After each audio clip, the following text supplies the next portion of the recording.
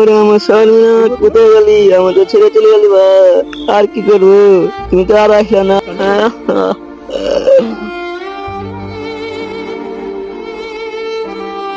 কাঁদছিস কেন সাবিরুল? কাঁদছিস কেন রে? আর কি করবো দাদা, তো বউ চলে গেল, আর আসলোই না। একবারে চলে গেল, বললো কি আসবো, এখনো আসলো না। বিয়েটা কোথায় করছিলে? ও তো কাটিহারে। কাটিহারে? হ্যাঁ। কত টাকা খরচ হয়েছে বিয়েতে? 50,000।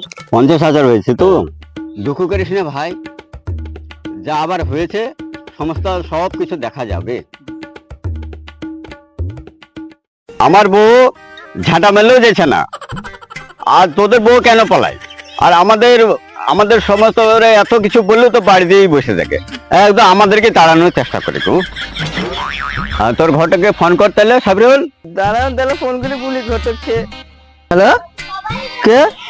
সুমন ঘটক নাকি? হ্যাঁ, আমার বউটা পালিয়েছে, তা এনে নিতে পারবেন? কাটিহারে যেতে 5,000 টাকা লাগবে, দিতে পারবি তো? ঠিক আছে, হ্যাঁ দিতে পারবো, কষ্ট মষ্ট করে দিব একটু। আমার মাকে বলবো। চল দেখা যায় কি করা যায়। চলেন।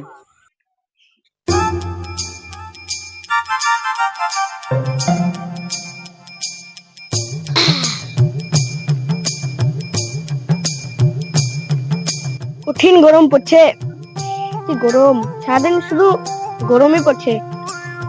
এই সাবিরুলের মতন যদি আর কয়টা ছেলে পাইতাম তাহলে ভালোই হতো। 4-5টা ইনকাম হয়েছে, কিন্তু এই সাবিরুল ছোড়ার মতন হয়নি। হ্যাঁ চল দেখি কি কি করা যায়। হ্যাঁ,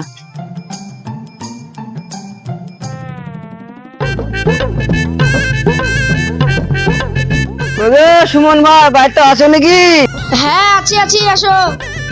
একটু জল টেস্ট পেয়েছে, একটু খাইতে দিবেন, একটু পানি দেন।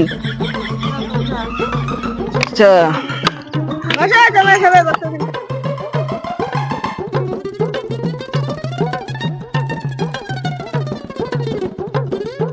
বল সাবিরুল, তাহলে তোদের কি সমস্যা? আমার বউটা আসে না গো।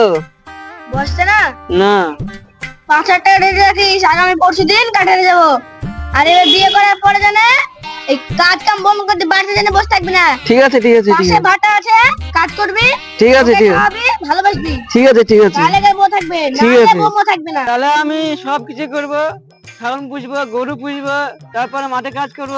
ঘটক মুসলমান নয়, আমার বোড়া এনে দাও, আমার বোড়া এনে দাও, আমার বোড়া এনে দাও। আমি তোমার বউ এনে দেবো। ঠিক আছে। ঠিক আছে, তোর কোনো চিন্তা নাই, চ নিচে চ, চা খাবি চ। no, no, no.